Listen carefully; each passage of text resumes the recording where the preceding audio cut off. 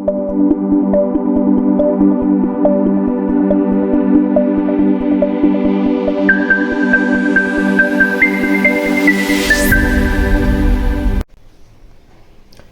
Students, pharmaceutical organic chemistry 3 जिसका subject code है BP401T, जो कि बेस्ड है AKTU B pharma second year semester 4 के सिलेबस पर। इसका 35th लेक्चर्स मैं आप लोगों के लिए लेकर आया हूँ।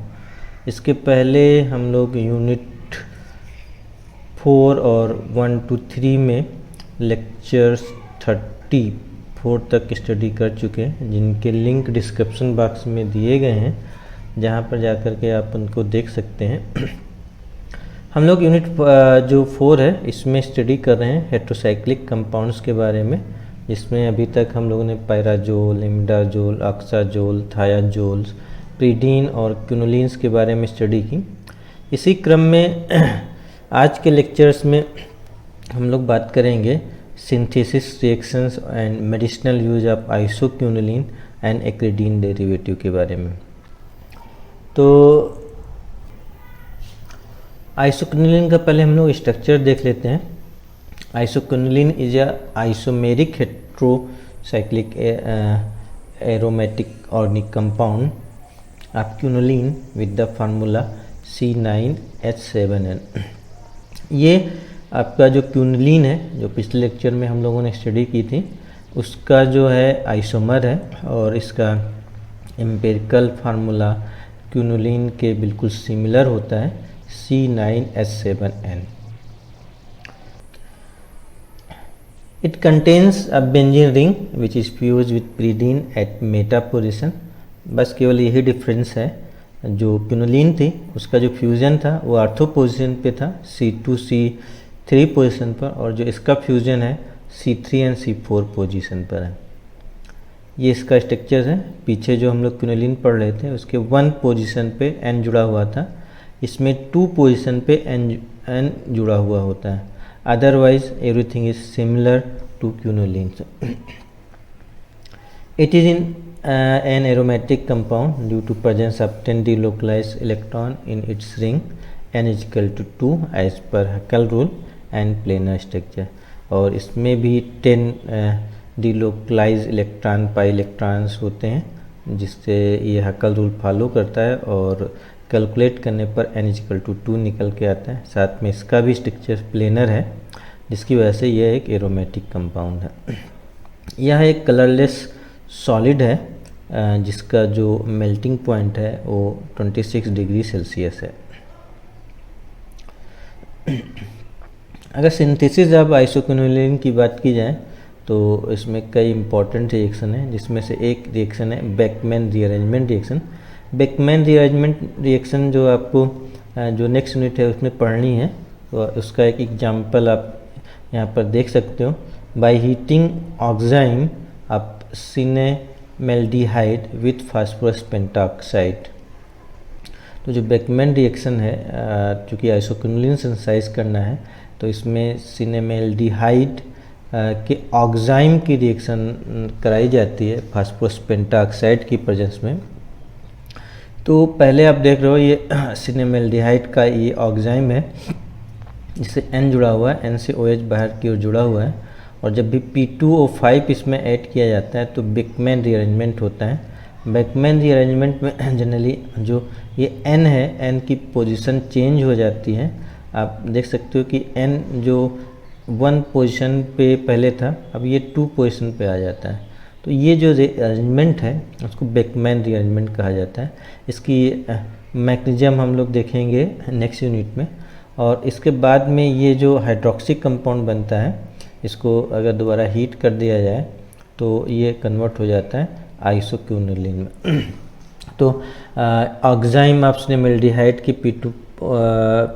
P2O5 की प्रेजेंस में हीट करने पर पहले बेकमैन रिएजेंट होता है, फिर डिहाइड्रेशन से आपका फाइनल प्रोडक्ट आइसोक्विनोलिन फॉर्म होता है। हम लोग आइसोक्विनोलिन को बेंजाइलिडीन इथाइल एमीन से भी सिंथेसाइज कर सकते हैं।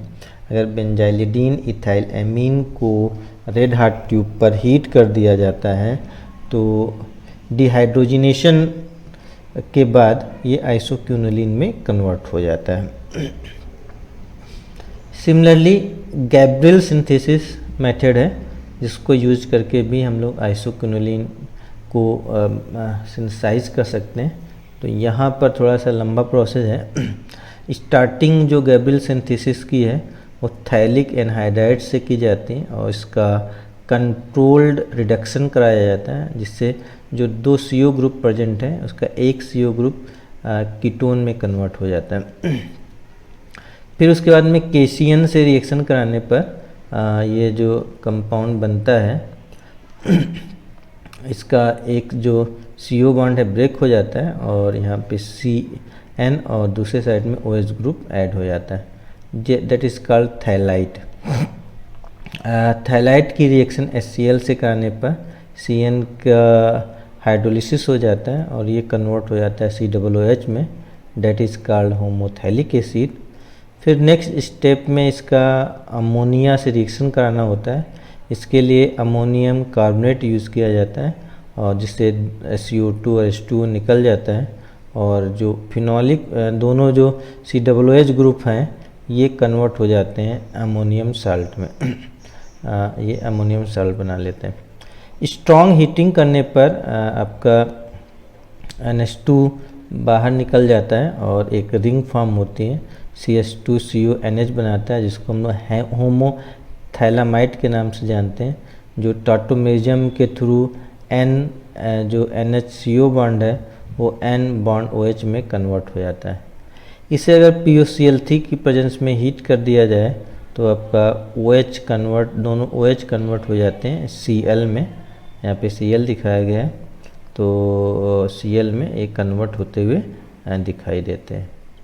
तो इस तरीके से हम लोग जो है आइसोक्विनोलिन्स के डेरिवेटिव सिंथेसाइज कर सकते हैं बाय यूजिंग गैब्रियल सिंथेसिस।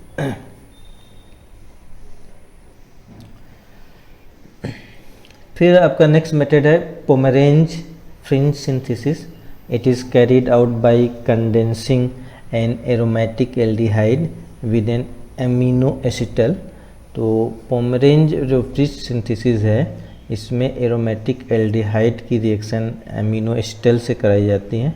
तो आपका यहाँ पे आप देख सकते हो ये बेंजल्डिहाइड है और जो बेंजल्डिहाइड की रिएक्शन है वो एमिनो एसिटल से कराई जा रही 2,2 डाइथॉक्सी इथेनामीन से कराई गई है, जो एमिनो एसिटल कहलाता है क्योंकि जो 2 O ग्रुप जुड़े हुए हैं दोनों में ET ग्रुप है, दैट इज अ कार्लिस्टल ग्रुप। इसको हीट करने पर आपका कंडेंसेशन रिएक्शन होती है और जो CHO NH2 आपस में यहाँ पे जुड़ जाते हैं। फर्दर एसिडिक मीडियम में 2 इथेनॉल आपस में निकलते हैं और यहाँ पे C double bond OH form होता है। नेक्स्ट स्टेप में जो आपका बेंजीन का जो डबल बॉन्ड है वो आपका C पे अटैक करता है और नेक्स्ट अटैक आपका ऑक्सोनियम आयन पे होता है, जिससे OH बनता है और लास्ट स्टेप में डिहाइड्रेशन हो करके H2O बाहर निकल जाता है, जिससे आपका आइसोक्विनोलिन बन जाती है। तो हम लोग बेंजल्डिहाइड और 2,2 डाइथॉक्सी इथेनामीन से रिएक्शन करा करके हम लोग आइसोक्विनोलिन सिंथेसाइज कर सकते हैं और इस मेथड की डिस्कवरी पोमेरेंज फ्रिज ने की थी। उनके नाम पर इसका नाम पोमेरेंज फ्रिज सिंथेसिस रखा गया। अगर हम लोग इसके आइसोक्विनोलिन के डेरिवेटिव की बात करें तो इसमें एक मोस्ट इम्पॉर्टेंट मेथड है, that is a Bischler Napieralski synthesis ये कहलाती है। That is a most important reactions. सबसे पॉपुलर रिएक्शन है आइसोक्विनोलिन की सिंथेसिस में। In this method N beta aryl ethyl amides are converted into 3,4 dihydro 1 substituted isoquinoline by heating with an acidic reagent POCl3 and dehydrogenation with PDC। तो जो इसका starting material है 1 beta aryl ethyl amide है और जो N beta aryl ethyl amide है इसको synthesise किया जाता है 2 फिनाइल इथाइल एमीन्स की रिएक्शन किसी भी एसिटिल क्लोराइड से कराने पर। तो अगर हम 2 फिनाइल इथाइल एमीन की रिएक्शन किसी एसिटिल क्लोराइड से करा देते हैं तो N beta aryl ethyl amide बनता है, और N beta aryl ethyl amide की रिएक्शन POCl3 से कराने पर इसमें साइक्लाइजेशन होता है, जिससे 3,4 डाईहाइड्रोक्विनोलिन बनता है, और फर्दर ऑक्सीडेशन कराने पर PDC की प्रेजेंस में डिहाइड्रोजिनेशन रिएक्शन होती है, और यहाँ पे डबल बॉन्ड आ जाता है, जिससे आपका आइसोक्विनोलिन का डेरिवेटिव फॉर्म होता है। That is a Bischler Napieralski synthesis. इसके अगर मैकेनिज्म की बात करें तो सबसे पहले यहाँ पे देखिए 2 फिनाइल इथेनामीन है, और ये अटैक करता है एसिटिल क्लोराइड पर, और फर्दर अटैक करने पर इसका जो Cl है बाहर निकल जाता है। अगले स्टेप में आप देख सकते हो कि जब ये NH2C से जुड़ जाता है और इससे इसके ऊपर क्वार्टनी साल्ट बन जाता है, प्लस चार्ज आ जा रहा है यहाँ पे, और अगले स्टेप में आप देख सकते हो कि 2 चीज़ें हो रही हैं। एक H बाहर निकल रहा है, जिससे NH का प्लस चार्ज फिनिश हो जाएगा। दूसरा जो O माइनस है, ये आपका शिफ्टिंग हो रही है, जिससे Cl बाहर निकल जाता है। इस तरीके से HCl बाहर निकलता है और दोनों नेगेटिव पॉजिटिव चार्ज एलिमिनेट हो जाते हैं। अब ये बन गया एन बीटा एराइल इथाइल एमीड। जो POCl3 है यहाँ पे कैटलिस्ट का काम करता है।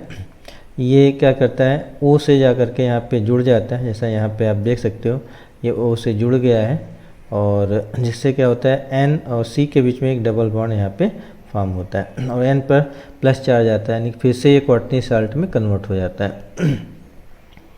अगले स्टेप में जो POCl3 का ऑक्सीजन है, ये हाइड्रोजन को एलिमिनेट कर देता है बेंजीन रिंग से, जिससे रिंग मोर स्टेबल हो जाती है, और इस प्लस चार्ज को ये ख़त्म करने की कोशिश करता है। इससे क्या होता है, बेंजीन रिंग फिर से बन जाती है, और H जाकर के O से जुड़ जाता है। फिर NH का H शिफ्ट करता है, ये आपका यहाँ पे CN बॉन्ड को अपने इलेक्ट्रॉन दे देता है, तो यहाँ पे डबल बॉन्ड आ जाता है, और POClOH ये आपका बाहर निकल जाता है। इस तरीके से 3,4 डाईहाइड्रोक्विनोलिन बनता है। 3,4 डाईहाइड्रोक्विनोलिन की रिएक्शन PDC से या फिर सेलेनियम से कराने पर डिहाइड्रोजिनेशन रिएक्शन होने के बाद आइसोक्विनोलिन का डेरिवेटिव बनता है। तो ये है विचलर-नेपेरिस्की सिंथेसिस की मैकेनिज्म। ऐसे और भी मेथड हैं जिनके थ्रू हम लोग आइसोक्विनोलिन डेरिवेटिव को सिंथेसाइज करते हैं। उसमें से एक मेथड है पिक्टेट-स्पेंगलर सिंथेसिस।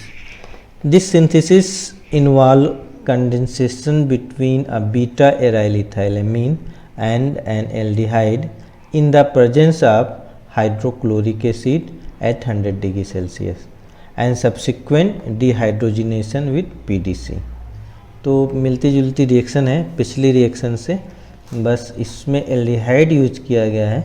2 फिनाइल इथेनामीन की रिएक्शन कराई जा रही एल्डिहाइड से, जिससे क्या होता है NH डबल बॉन्ड R बनता है, जिसे हम लोग सिप बेस के नाम से जानते हैं। अब कंडेंसेशन कराने पर क्या होता है यहाँ पे, तो यहाँ पे एक रिंग फॉर्म हो जाती है। रिंग फॉर्म होने के बाद में सिमिलर मैकेनिज्म चलती है, हाइड्रोजन की शिफ्टिंग, जिससे बेंजीन रिंग वापस बन जाती है, और लास्ट स्टेप में 1,2,3,4 टेट्राहाइड्रोक्विनोलिन का रिएक्शन PDC से कराते हैं, जिससे ये आइसोक्विनोलिन डेरिवेटिव में कन्वर्ट हो जाता है। तो दिस इज अ पिक्टेट-स्पेंगलर सिंथेसिस, जिसमें 2 फिनाइल इथाइल एमीन की रिएक्शन कराई जाती है एल्डिहाइड से। तो पहले स्टेप कंडेंसेशन का है, और सेकंड स्टेप में डिहाइड्रोजिनेशन कराया जाता है PDC से। तो डेट इज अ रिएक्शंस। अब हम लोग बात करते हैं रिएक्शन ऑफ आइसोक्विनोलिन की।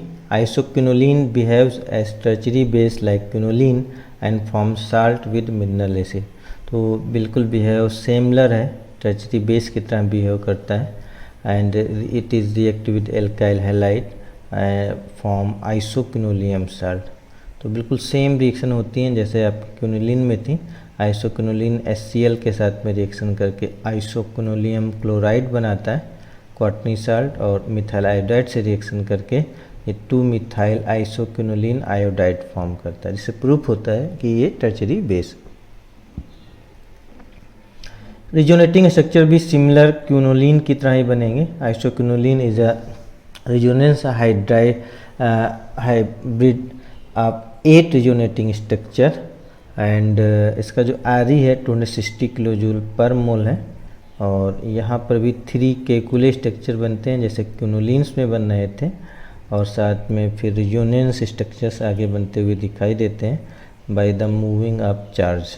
1 चार्ज आपका नाइट्रोजन के ऊपर रहता है, नेगेटिव चार्ज, और प्लस चार्ज मूव करता है।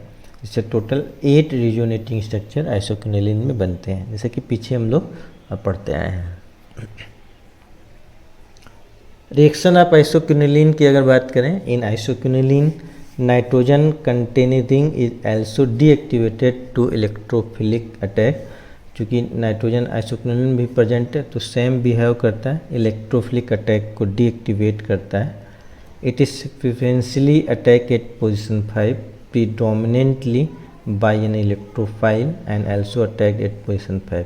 तो लाइक क्विनोलिन यहाँ पर भी जो मोस्ट प्रिफेयर पोजीशंस हैं जहाँ पर रिएक्शन होती हैं वो 5 और 8 है। In specific condition 4th position is also attacked by electrophile. कुछ स्पेशल कंडीशंस में 4th पोजीशन पर भी इलेक्ट्रोफिलिक सब्स्टिट्यूशन होता है, while it is also attacked at position 1 and 3 by an nucleophilic. अगर न्यूक्लियोफिलिक अटैक की बात की जाए तो क्विनोलिन में 2nd पोजीशन पे न्यूक्लियोफिलिक रिएक्शन हो रही थी, यहाँ पर 1 and 3 पोजीशन पर न्यूक्लियोफिलिक रिएक्शंस होती हैं। In which position 1 occur more predominantly due to more stable transition state. और 1 और 3 पोजीशन में से 1 पोजीशन ज़्यादा स्टेबल होती है due to formation of stable transition state. तो कुछ इलेक्ट्रोफिलिक सब्स्टिट्यूशन रिएक्शन के यहाँ पे एग्जाम्पल हैं। तो पहला देखते हैं ब्रोमिनेशन है। ब्रोमिनेशन कराने पर जनरली स्पेसिफिक रिएक्शन है, 4 ब्रोमो आइसोक्विनोलिन प्रोडक्ट बनता है। और अगर नाइट्रेशन कराते हैं in the presence of nitric acid तो आपका 5 नाइट्रो आइसोक्विनोलिन बनता है। मर्क्यूरेशन कराने पर मर्क्यूरिक एसीटेट से तो यहाँ पे HgOAc जुड़ता है, जाके 5 पोजीशन पर एसिटाइल आइसोक्विनोलिन 5 ऑक्सोमर्करी बनता है। और सल्फोनेशन ओलियम और HgSO4 की प्रेजेंस में कराने पर SO3H प्रोडक्ट 5 पोजीशन पे जुड़ता है, that is a major product. तो ये कुछ इंपॉर्टेंट इलेक्ट्रोफिलिक सब्स्टिट्यूशन रिएक्शन है जिसमें आप देख रहे हो जनरली 5 पोजीशन पे रिएक्शन होती है और स्पेसिफिक कंडीशन में 4 पोजीशन पे ब्रोमिनेशन हो रहा है। अगर न्यूक्लियोफिलिक सब्स्टिट्यूशन रिएक्शन के एग्जांपल देखें तो एक KOH से रिएक्शन कराने पर जो आपका फर्स्ट पोजीशन है यहाँ पे वहाँ पे ऑक्सीडेशन हो जाता है और आइसोक्विनोलोन और आइसोकार्बोस्टाइरिल बनता है, जिसको हम लोग IPAC में आइसोक्विनोलिन 1,2H ऑन के नाम से जानते हैं। साथ में चिचिचेबिन रिएक्शन होती है सोडियम अमाइड और NH3 से रिएक्शन कराने पर। प्रीफेयर रिएक्शन 1 पोजीशन पर NH2 ग्रुप जुड़ेगा, आइसोक्विनोलिन 1 एमीन प्रोडक्ट बनता हुआ दिखाई देगा। ऑक्सीडेशन की बात की जाए तो बेंजो पेरोक्साइड से रिएक्शन कराने पर क्विनोलिन की तरह नाइट्रोजन पर ऑक्सीजन एटम जुड़ जाता है और बना लेता है आइसोक्विनोलिन 2 ऑक्साइड। और KMnO4 से ऑक्सीडेशन कराने पर यहाँ पे जनरली 2 टाइप के प्रोडक्ट बनते हैं। एक बेंजीन रिंग जो है डिकम्पोज होती है जिससे सिनोक्रोमेरोनिक एसिड बनता है, या फिर 1, 2, 3, 4 डाइकार्बोक्सिलिक पीडीन बनता है। और पीडीन रिंग के डिकम्पोजिशन होने पर यहाँ पर आपका थैलिक एसिड बनता हुआ दिखाई देता है। तो ये रिएक्शन प्रूव करती है कि जो आइसोक्विनोलिन है उसमें आपका थैलिक एक बेंजीन रिंग और एक पीडीन रिंग जुड़ी हुई है। अगर रिडक्शन रिएक्शन की बात की जाए तो सिमिलर रिडक्शन रिएक्शन हम लोग बात करते हैं, सक्यूनिलिन में बात कर रहे थे। NaNH3 से रिएक्शन कराने पर CN बॉन्ड का रिडक्शन होता है, 1,2-डाइहाइड्रो आइसोक्विनोलिन बनता है। 3HCl या H2 निकल यूज़ करने पर 1,2,3,4 टेट्राहाइड्रो आइसोक्विनोलिन बनता है। केवल पीडीन रिंग का यहाँ पर रिडक्शन होता है, बेंजीन रिंग का रिडक्शन नहीं होता है। और H2PT एस्टिक एसिड की प्रेजेंस में रिएक्शन कराने पर सभी डबल बॉन्ड का रिडक्शन हो जाता है। डेका हाइड्रो आइसोक्विनोलिन बनता हुआ दिखाई देता है। इस तरीके से NaNH3 सबसे वीक या लेस रिएक्टिव रिएजेंट्स है, और उसके बाद सेकंड नंबर पे SnClH2 निकल आते हैं, और सबसे स्ट्रॉन्ग रिएजेंट H2PT इन एस्टिक एसिड काम करता है। मेडिसिनल यूज आप आइसोक्विनोलिन की अगर देखे जाएं तो isoquinoline is a basic nucleus of various natural products such as papaverine, narcotine, hydrastine, emetine, berberine, laudanosine and laudanine. तो ये कुछ कंपाउंड है जिसमें आइसोक्विनोलिन न्यूक्लियस प्रेजेंट रहता है नेचुरल प्रोडक्ट्स में, जिसमें से papaverine is use as anti spasmodic agent to control smooth muscles performance. अगर मसल्स सही से परफॉर्मेंस नहीं कर रही हैं तो उनको क्रैक से बचाने के लिए पेपावरिन यूज़ किया जाता है। तो यहाँ पे कुछ इम्पॉर्टेंट ड्रग्स के एग्जाम्पल दिए गए हैं। जैसे पहला पेपावरिन का है, जिसमें आप देख सकते हो एक आइसोक्विनोलिन रिंग है, जिसकी जो है 1 2 3 4 5 6 पोजीशन पे मिथॉक्सी ग्रुप जुड़ा हुआ है, और जो 1 पोजीशन पे है उस पर CS2 डाइमिथॉक्सी बेंजीन रिंग जुड़ी हुई है। That is a papaverine which is use as a anti spasmodic agent. ऐसे आपका नोस्कापीन है जो एंटी टसेसिव की तरह यूज किया जाता है, और ये कफ को कम करने में यूज होता है, जिसमें आप देख सकते हो 2 आइसोक्विनोलिन रिंग प्रेजेंट दिखाई गई हैं। नेक्स्ट एग्जाम्पल 1 रिंग प्रेजेंट दिखाई गई है। जो 2 रिंग है वो एट्रेक्यूरियम न्यूरोमस्कुलर, जो न्यूरोमस्कुलर ब्लॉकिंग एजेंट का काम करता है, उसमें आपके आइसोक्विनोलिन की 2 रिंग्स प्रेजेंट है। तो ये देयर इज कुछ some example which is use as a medicine like papaverine, anti spasmodic agent, noscapine, cough suppressing agent, और atracurium as a neuromuscular blocking agent. Next compound है जो आप लोगों को स्टडी करना है, डेट इज़ एक्रीडीन। एक्रीडीन को हम लोग 2 नाम से और जानते हैं। पहला नाम है एस बेंजोक्विनोलिन, और दूसरा नाम है dibenzopyridine. Isoquinoline is a heterocyclic aromatic organic compound with the formula C13H10N। जो आइसोक्विनोलिन है या एक हेट्रोसाइक्लिक एरोमेटिक ऑर्गेनिक कंपाउंड है जिसका फार्मूला C13H10N है। It contain 2 benzene ring which are fuse with pyridine at ortho position. इसमें 2 benzene ring होती हैं, जो ये दोनों बेंजीन रिंग प्रीडीन से दोनों साइड में आर्थो पोजिशन पर फ्यूज होती हैं, C3 और C4 पोजिशन पर। आप देख सकते हो मिडिल में आपका प्रीडीन रिंग है, ब्लू कलर से दिखाई गई है, और दोनों साइड में एक एक बेंजीन रिंग यहाँ पे फ्यूज दिखाई गई है। तो 2 benzene ring fuses with pyridine, and this compound is known as acridine. It is an aromatic compound due to presence of 14 delocalized electron, 7 pi bond है, जिसमें से एक CN बॉन्ड है, बाकी CC बॉन्ड है। तो टोटल 14 इलेक्ट्रॉन होते हैं, और 14 इलेक्ट्रॉन को अगर हकल रोल में फिट किया जाता है तो N=3 निकल के आता है। इस तरीके से ये कंपाउंड भी एरोमेटिक कंपाउंड है, और इसका स्ट्रक्चर्स जो होता है वो प्लेनर होता है। It is a colourless solid, या भी एक कलरलेस सॉलिड है। इसका मेल्टिंग पॉइंट 110 डिग्री सेल्सियस के आसपास होता है। यहाँ पे थोड़ा इसकी नंबरिंग इम्पॉर्टेंट रहेगी। नंबरिंग किस तरीके से दी जाएगी, तो जहाँ पे नाइट्रोजन जुड़ा होता है उसके अपोजिट साइड का जो बेंजीन रिंग का अपर सेंटर है, वहाँ से नंबरिंग स्टार्ट की जाती है। तो आप यहाँ से नंबरिंग स्टार्ट करेंगे या फिर यहाँ से स्टार्ट करेंगे। तो 1 2 3 4, और फ्यूजन को 4A, और नाइट्रोजन को 5th पोजीशन पे माना जाता है। फिर 5A, 5 से 5A, 6 7 8 9, 9 से 9B, 10 और 10 से 10B। तो इस तरीके से इसकी नंबरिंग की जाती है। तो थोड़ी सी नंबरिंग इसकी चेंज है at comparison to other elements. Synthesis की अगर बात करें, it occurs in oil fraction of coal tar. Coal तार के ऑयल फ्रैक्शन में ये मिलता है, और लैब में इसको हम लोग बेंजाइल एनिलीन और आर्थो अमीनो डाईफिनाइल मेथेन से सिंथेसाइज कर सकते हैं।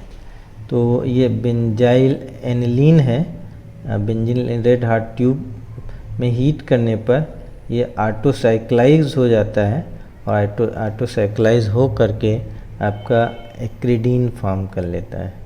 तो ऐसे ही आपका 2 बेंजाइल एनालीन को अगर हीट किया जाए तो ये भी आपका रेड हार्ट ट्यूब की प्रेजेंस में ये भी एक्रिडीन बनाता है आपका। इसकी सिंथेसिस उलमैन ने भी दी थी, जिसको हम लोग उलमैन रिएक्शन के नाम से जानते हैं। तो जो उलमैन रिएक्शन थी उसमें 2 ब्रोमो बेंजोइक एसिड की रिएक्शन कराई जाती है एनिलीन से in the presence of copper potassium carbonate, और इससे KBr बाहर निकलता है और एक कंडेंसेशन रिएक्शन होती है, इसमें NH2Br आपस में जुड़ जाते हैं और KBr और H बाहर निकल जाता है। तो 2 फिनाइल अमीनो बेंजोइक एसिड बनता है और इसको हीट करने पर यहाँ पे साइक्लाइजेशन होकर के एक्रिडोन बन जाता है और ये जो एक्रोडीन का टाटोमेरिक स्ट्रक्चर कहलाता है एक्रिडीन 9-ओल। एक्रिडीन 9-ओल यहाँ पे बनता है, जिसमें एक तरीके से H का शिफ्ट होता है। जनरली होता है क्या, ये लोन पेयर इलेक्ट्रॉन मूव करते हैं और जिससे क्या होता है हाइड्रोजन की शिफ्टिंग हो जाती है। जो N पे हाइड्रोजन जुड़ा हुआ वो शिफ्ट होकर के O के ऊपर चला जाता है। तो this hydrogen is shift from here, that is a process. Acridine nine ol को जिंक डस्ट और की प्रेजेंस में हीट करने पर एक्रिडीन बन जाता है। किसी भी कंपाउंड को, किसी भी अल्कोहलिक कंपाउंड को, फिनोलिक कंपाउंड को जिंक डस्ट की प्रेजेंस में हीट करना ही उलमैन रिएक्शन कराता है और ये OH रिएक्शन, OH को फिनिश करके इसको CH में कन्वर्ट कर देता है। जेमसन और टर्नर सिंथेसिस की अगर बात करें तो इन्होंने स्टार्टिंग मटेरियल बेंजानिलाइट लिया था, जिसको हम लोग एन-फिनाइल बेंजामाइट के नाम से भी जानते हैं।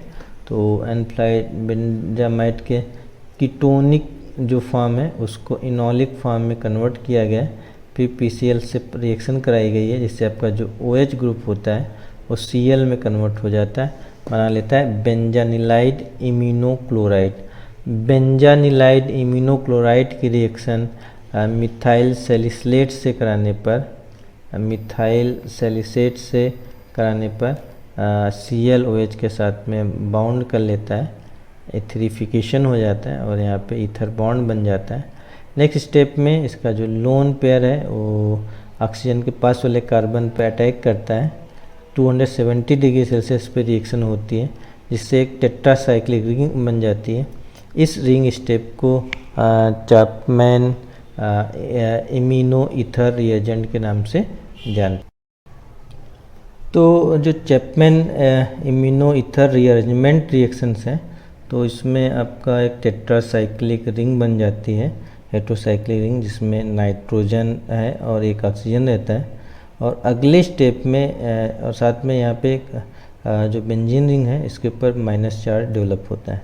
नेक्स्ट स्टेप में यहाँ पे चूँकि ये रिंग बहुत ही कंस्ट्रक्टेड है तो डिस्टेबलाइज रिंग है, तो यहाँ पे एक रिंग ओपनिंग रिएक्शन हो जाती है, जिससे आपका N और जो है एक कीटोनिक ग्रुप यहाँ पे एमाइड ग्रुप फॉर्म हो जाता है इस तरीके से।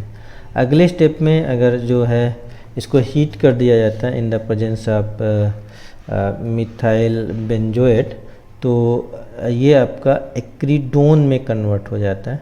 इट इज़ यहाँ पे साइक्लाइजेशन रिएक्शन होती है और ये बना लेता है एक्रिडोन, और एक्रिडोन की जिंक डस्ट की प्रेजेंस में डिस्टिलेशन करने पर फाइनल प्रोडक्ट आपका एक्रिडीन बनता है। तो जेमसन टर्नर सिंथेसिस के नाम से रिएक्शन जानी जाती है। इसमें बेंजानिलाइट की रिएक्शन PClF5 से कराई जाती है, फिर मिथाइल सैलिसिलेट से।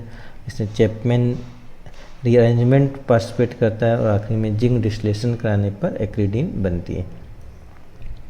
अगर हम एक्रिडीन के रिएक्शन की बात करें तो in acridine nitrogen containing ring is also deactivated to electrophilic इफ्लैश अटैक। तो जनरली जो मिडिल रिंग है वो यहाँ पर भी रिंग को डीएक्टिवेट करती है, क्योंकि presence of nitrogen. Nitration and bromination gives mainly 2,7 di substituted product, और अगर इसका नाइट्रेशन और ब्रोमिनेशन कराया जाएगा तो इलेक्ट्रोफिलिक अटैक 2 और 7 पोजीशन पर होता है। न्यूक्लियोफिलिक सब्स्टिट्यूशन अकर फेवरेबली एट 9 पोजीशन। अगर न्यूक्लियोफिलिक सब्स्टिट्यूशन की बात की जाए तो ये 9 पोजीशन पर होता है। It is a tertiary base but weaker then quinoline. ये भी एक टर्चरी बेस है, बेंजीन रिंग प्रेजेंट होने की वजह से इसकी जो बेसिसिटी है और कम हो जाती है, तो this is a weaker base than quinoline. पहले एग्जांपल देखते हैं हम लोग electrophilic addition to nitrogen atom की। तो जो दो रिएक्शन हम लोग कराते हैं एस पता लगाने के लिए कि ये बेस है, तो पहली रिएक्शन HCl से कराएंगे तो N पर साल्ट बन जाता है, दैट इज़ कॉल्ड एक्रीडीनियम क्लोराइड।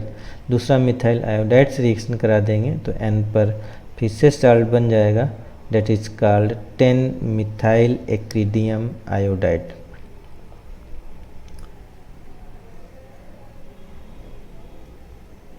फिर हम लोग बात करें इसके रिएक्शन की, तो इलेक्ट्रोफिलिक सब्स्टिट्यूशन रिएक्शन जैसे बताया गया कि दो तरीके के प्रोडक्ट बन सकते हैं। एक तो मोनो सब्स्टिट्यूट होगा, तो आपका 2 पोजीशन नंबरिंग चूँकि यहाँ से स्टार्ट होती है तो आपका 2 पोजीशन पर ब्रोमिनेशन होगा, 2 ब्रोमो एक्रीडीन बनेगा और 2,7 डाई ब्रोमो एक्रीडीन यहाँ पर बनेगा। 2,7 डाई ब्रोमो एक्रीडीन प्रोडक्ट बनता हुआ दिखाई देता है। ऐसे नाइट्रेशन कराने पर भी 2 प्रोडक्ट बन सकते हैं, 2 नाइट्रो एक्रीडीन, और मेन प्रोडक्ट जो बनेगा 2,7 डाई नाइट्रो एक्रीडीन यहाँ पे बनेगा। सेकंड पोजीशन और 7 पोजीशन पे इलेक्ट्रोफिलिक सब्स्टिट्यूशन रिएक्शन का प्रोडक्ट फॉर्म होता है during bromination. Nucleophilic substitution reaction की अगर बात की जाए तो चीची बेबिन रिएक्शन आपकी इसका जो है 9th पोजीशन पर होती है, तो ये that is a 9th position. यहाँ पर एक्रीडीन 9 एमीन बनता हुआ दिखाई देता है, एक्रीडीन 9 एमीन।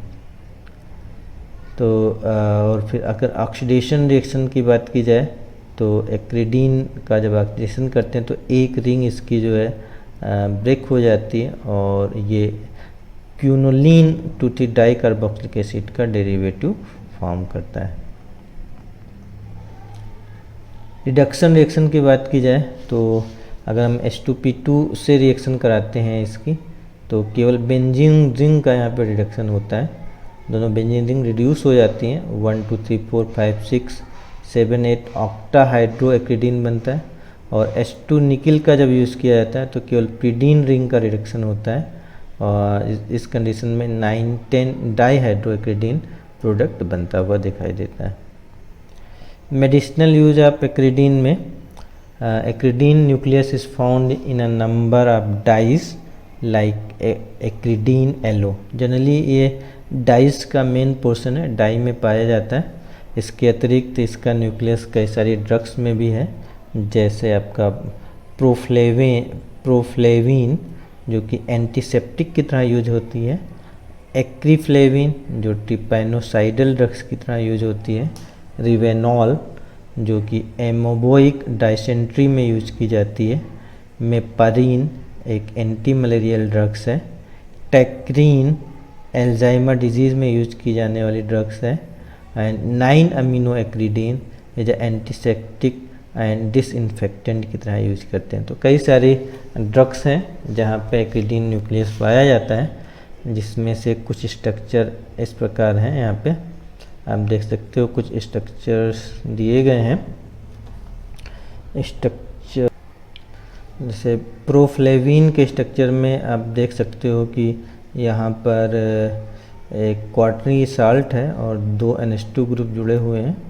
तो प्रोफ्लेविन का स्ट्रक्चर जो एंटीसेप्टिक की तरह यूज होता है और इसमें आप देख सकते हो ये ब्लू कलर की एक्रीडीन रिंग प्रेजेंट है। तो जनरली एक्रीडीन रिंग है, उसमें कुछ फंक्शनल ग्रुप लगे हुए हैं, जैसे एक्रीफ्लेविन में प्रोफ्लेविन से केवल मिथाइल ग्रुप यहाँ पे बढ़ गया है, और ऐसे रिवेनॉल में एक NH2 ग्रुप, एक ETO ग्रुप जुड़ा हुआ है, एंड साथ में जो मेपाक्रीन है इसमें एक चेन जोड़ दी जाती है जो कि एंटी मलेरियल की तरह यूज होती है ड्रग्स, और टेक्रीन में केवल जो है NH2 ग्रुप जुड़ा होता है, एल्जाइमर डिजीज़ में यूज होता है। और एक्रीडीन 9 एमीन जो है आपका जो है टेक्रीन में और एक्रीडीन 9 एमीन में थोड़ा डिफरेंस है। एक्रीडीन्स में यहाँ पे एक रिंग में सैचुरेटेड रिंग है, बेंजीन रिंग नहीं है, और जो एक्रीडीन 9 एमीन है उसमें बेंजीन रिंग रहती है, 9 पोजीशन पे NH2 ग्रुप जुड़ा हुआ होता है। तो ये ड्रग्स हैं जो एक्रीडीन न्यूक्लियस कंटेन करती हैं। तो ये था लेक्चर्स 35। हम लोग नेक्स्ट लेक्चर्स में बात करेंगे इंडोल की। तब तक जो पिछले लेक्चर्स हैं उनको आप लोग स्टडी कीजिए, रिवाइज कीजिए। मिलते हैं नेक्स्ट लेक्चर्स में।